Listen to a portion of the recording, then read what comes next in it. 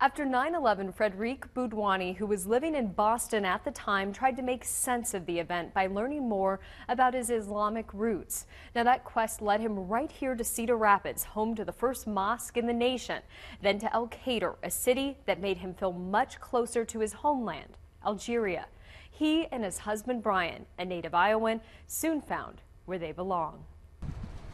10 years ago, you would have told me I'll be living in a small town in northeast Iowa. I would have called you insane. But when you look closer at Elkader on the bank building, a beacon common in Islamic religious architecture, this minaret. And it was kind of my joy of joys to discover that the town was named after Elkader, which is in a way the George Washington of Algeria. He's watching after me and back here. And his life partner, Brian Bruening, now has the kitchen. No, two potatoes. Can you also get me a za'atar, please? In an Algerian restaurant, they found it together in Elkader. Share us. It's a very kind of Midwestern sort of ethos in that, because it's not too spicy, it's not too sweet. The harissa hummus is one of our favorites. It's really, really good. The falafel, that's actually what I got today. I've had the falafel, and I thought it was wonderful.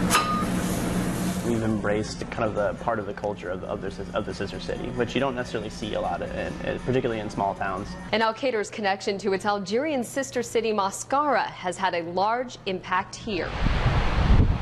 During the floods of 2008, the Turkey River flooded, bringing water to about a half-inch above this patio. So Mascara decided to donate $150,000 to help Elkader out. It's really a proud and amazing moment. In a small city where culture comes as a pleasant surprise. I think it's one of those things that if some random out-of-towners just found it, I think they would talk about it. Because Elkader is unique thanks to a decision made by its founders more than 100 years ago. Truthfully, they didn't share his culture, his language, his religion, yet they were open-minded enough to name their town after him. And thanks to this restaurant. To me, like, food is a really common denominator, and so I think it's probably the easiest way for people to explore new cultures.